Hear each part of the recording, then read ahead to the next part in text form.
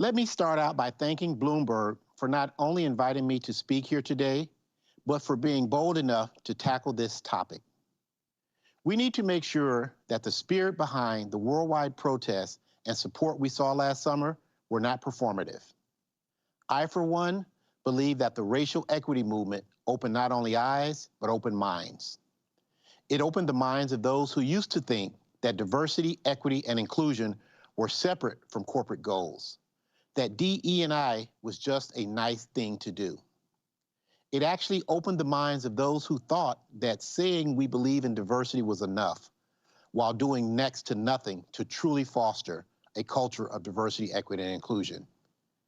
DE&I affects all of us. It is woven into everything we do, both socially and professionally. But let's focus on corporate America for a second.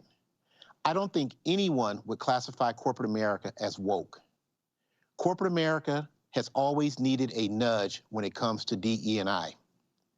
In 2020, it wasn't just a nudge. It was actually a shove. After last year, corporate America learned that DE&I not only impacts the business, it impacts reputation.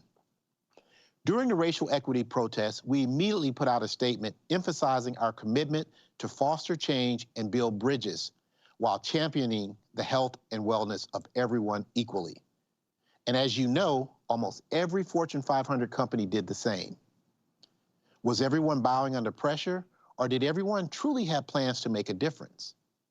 Here at Walgreens Boots Alliance, diversity, equity, and inclusion is at the center of everything that we do. And we're proud that we've been walking the talk. From our community efforts surrounding COVID testing and vaccine administration, to the actual naming of Valerie Jarrett to our board of directors, and the hiring of Roz Brewer as our new CEO. We've continued to walk the talk through our commitment to increasing the number of women and people of color in leadership positions. For example, we maintained the status quo by rehiring another person of color, Pam Purrier, in the Chief Human Resources role. We're also training programs for people with disability, adding a diversity, equity, and inclusion metric to WBA's bonus criteria, and expanding our business resource groups, which represent a wide variety of different backgrounds and perspectives from across the globe. One of the things that I'm most proud of over the past year is that in addition to adding equity to our department name, we adopted inclusion as one of our core company values. These core company values, care, innovation, trust, partnership, dedication, and now inclusion, guide how we operate our business, how we treat our customers, our patients and colleagues, and how we conduct ourselves every single day.